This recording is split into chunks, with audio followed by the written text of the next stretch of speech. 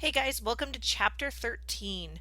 This chapter is broken into two topics, topic 1 and topic 2. In topic 1, we're going to focus on glycolysis, and in topic 2, we're going to talk about the citric acid cycle. Chapter 14, we'll talk about the electron transport chain as well as photosynthesis. So that's where we'll finish up the process that you've learned before, a cellular respiration. But for this point, we're just going to talk about glycolysis in topic 1. So as I said, we're going to talk about the catabolism of sugar and fats, which includes the breakdown of food molecules, the whole molecules that come into your stomach as you ate lunch or breakfast or dinner even, and then we're going to walk through the steps of glycolysis.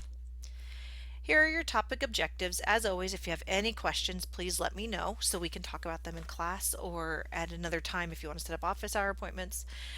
Usually you should, most of this should be fairly new to you, or most of this should be fairly familiar to you, but if you have any questions, please don't hesitate to ask.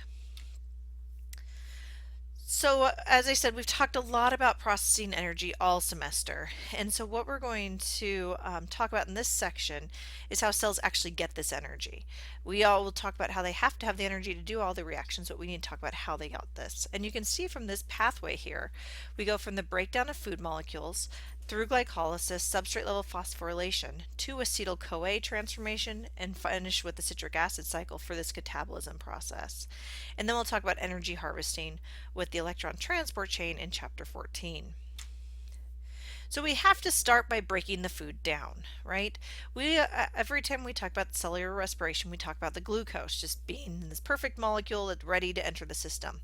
Well, that's not always the case, right? That's not how we eat it. We don't just ingest straight glucose. We ingest all three types of macromolecules. We ingest three of the four types of macromolecules: proteins, polysaccharides, and fats. And all of these have to be broken down in the cells and in the gut before they can be brought into the cell. And then they'll enter into our energy harvesting in different areas, depending on what molecules they are and how ready they are to enter the process. And this is really important because if you remember in chapter 3, we talked a lot about how a lot of breakdowns and things like that can't happen in one step because of the massive amounts of energy demands. And so that's why it's important that we understand that there's several stages to breaking it down. So we start with stage 1 where we break down those large macromolecules into the subunits. Then we have stage 2 where we do the glycolysis process, and then stage 3, which is where we complete the citric acid cycle and the electron transport chain. Now remember, glucose will enter our cells as well as other macromolecules will enter our cells as through symports and other transporters that we've talked about. Remember the example we had in chapter 12 is the sodium glucose symport. So think about that as you're thinking about this process here. So let's talk about glycolysis now. Glycolysis, as you should know, literally means sugar splitting. So in this process, we're going to take one molecule of glucose, we're going to split it into two molecules of pyruvate. The goal of this process is to generate two NADHs, which is going to shuttle electrons to the electron transport chain. There's two phases. There's the investment phase and the payoff phase, which give us a net of 2 ATP generated, which is not a whole lot of energy for the cell. So remember, ATP generation is not the goal of glycolysis. The generation of the two pyruvates and the two NADHs are the goal of glycolysis. This occurs in the cytosol, and all cell types will do this process. Now we're going to walk through each of the steps here in the next several slides. And I'm going to point out to you the important aspects of them, so I want you to be familiar with it. While I don't expect you to memorize the intermediates and the structures, I do want you to understand the importance of each of the steps in this process. So the first thing we do is we need to get glucose into the cell. And once we have it in the cell, what's important? We want to make sure it doesn't go back out of the cell. And what have we learned is important about that? Well, we know that charged molecules can't cross the membrane very easily. So what happens here is the cell will use hexokinase and ATP to put a charged phosphate group onto the molecule of glucose, making glucose 6-phosphate. This essentially sticks the glucose and makes sure that it stays inside the cell so it can be further broken down. Otherwise, it could be transported back out. And it also generates an ADP, and a proton out of this process. The next step of our investment phase is when we go ahead and we're going to rearrange the molecule a little bit. We're going to go from a 6-carbon sugar in this ring form that you see here to a, it's still going to have 6 carbons, but it's going to be in a 5 carbon ring form. And you can see how this is being reshaped a little bit. And the purpose of this is that it gives us a sort of a mirror image of the ring on either side. And that's going to make it so it's easier to split later down the road. So it's just kind of a rearrangement step at this point in the investment phase. Now we're going to continue through our investment phase, and this is where we lose our other ATP. And that what we're going to do is we're going to put a mirror phosphate group on the other side of the molecule. Once again, with our goal being to be able to easily split this molecule down the middle and create 2 identical molecules. So this is the other place where we use that ATP. Any sugar that's going to be broken down has to pass through phosphofructokinase in order to proceed through this process. So it's really important. This step 3 is the gatekeeper of glycolysis. So in step 4, we're going to enter into sugar splitting, and this is where the sugars actually split. Now the molecule is not exactly a complete mirror. As you can see in the ring form, there's 2 hydroxyl groups that are upside down from each other, which means that they're not exactly mirror images when the sugar is broken. What that does is it produces 2 different molecules at the sugar splitting stage. We have the glyceraldehyde 3-phosphate, G3P, and we have the dihydroacetone phosphate. Now the G3P can go ahead and proceed on to step 6, but what's going to happen is that the other molecule has to be rearranged, and that's what we see here in step 5. In step 5, triose phosphate isomerase will rearrange the molecule to transform this into G3P. Remember, G3P has to be the format of the sugar in order to continue through this process of glycolysis. Anything else will have to be transformed into it first. So then we reach step 6, and this is where we enter the payoff phase. In step 6, we transition into the energy harvesting phase. Up until this point, we've only been putting items in. At this point, we're going to start being able to take out our NADHs, our ATPs. We're going to start seeing the energy and the efforts that we put into it here. The goal at the end of our process is to obtain 4 ATPs and 2 NADHs in this payoff phase, and that will leave us with a net gain of 2 ATPs and the NADH. Now remember, we're going to have this process occur twice because we have 2 G3P molecules at this point. So everything from step 6 on is going to occur twice, even though we're only going to talk about it happening once.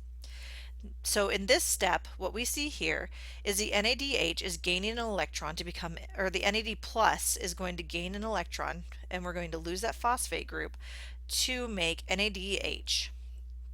And so we end up with 1,3-bis-phosphoglycerate. So the new sugar has 2 phosphates, and NADH has come off and now has a charged electron that it can go to the electron transport chain to use.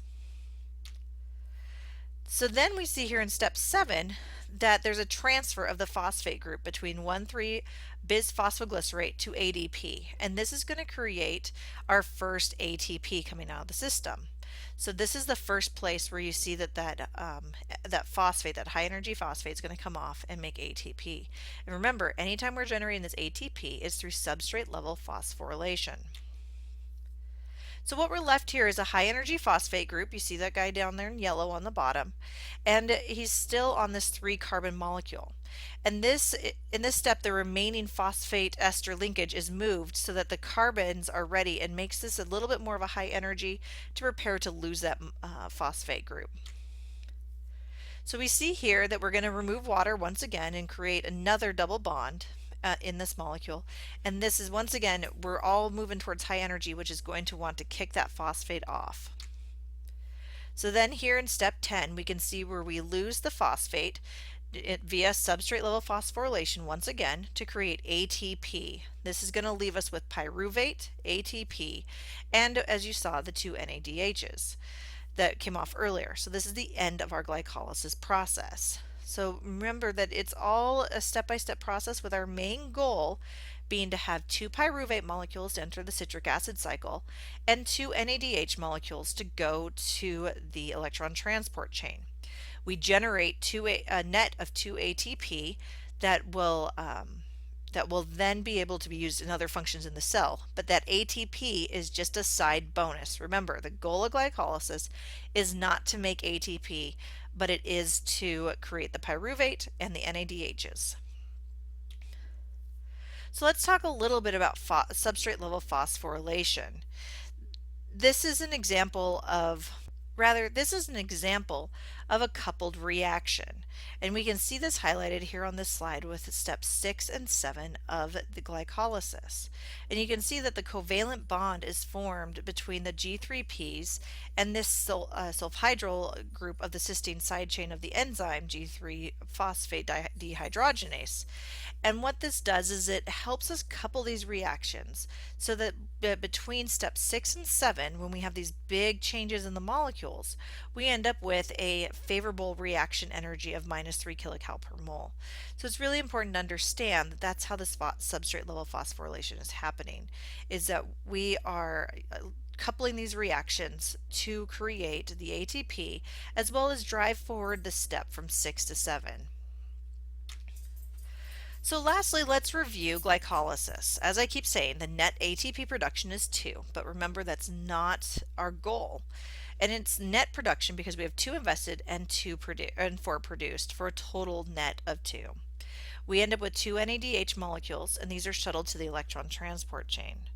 Now, there's a couple important steps. As I said, I don't want you to memorize everything in this, but I want you to know what these steps 1, 3, 5, 6, and 7, because these are the important steps in glycolysis as far as getting ready for downstream events. So it's really important you understand that and review that coupled reaction slide with 6 and 7, and let me know if you want to talk about that a little bit more in class as well.